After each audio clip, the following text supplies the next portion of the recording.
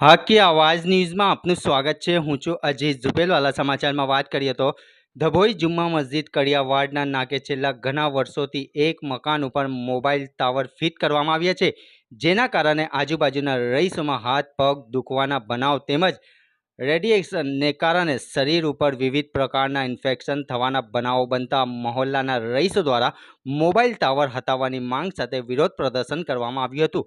જો આ ટાવર વહેલી તકે નહીં ખસેડવામાં આવે તો ગાંધી ચિંધ્યા માર્ગે ઉચ્ચ અધિકારીઓને રજૂઆત કરવામાં આવશે નું જણાતા હતા। સૂત્રોમાંથી મળતી માહિતી મુજબ ધભોઈ જુમ્મા મસ્જિદ કડિયાવાડના નાકે રહેતા ઇશહાકભાઈ વાનિયાવાલાના ઘરે ઉપર છેલ્લા 10 વર્ષથી ઉપરાંતથી મોબાઈલ ટાવર મૂકવામાં આવ્યું છે।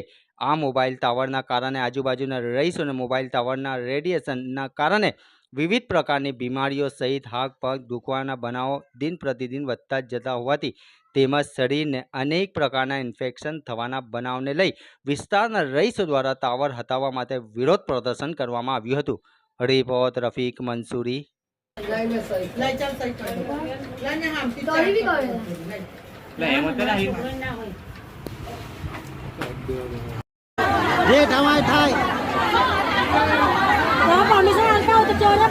हाँ तोड़ी नाखવાનું વળી ને હું ખાલી પરમિશન આલે પબ્લિક છે તોડી નાખવાનું।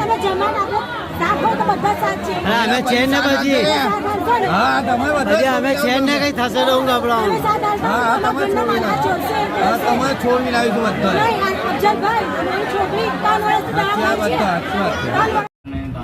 શું થયું છે?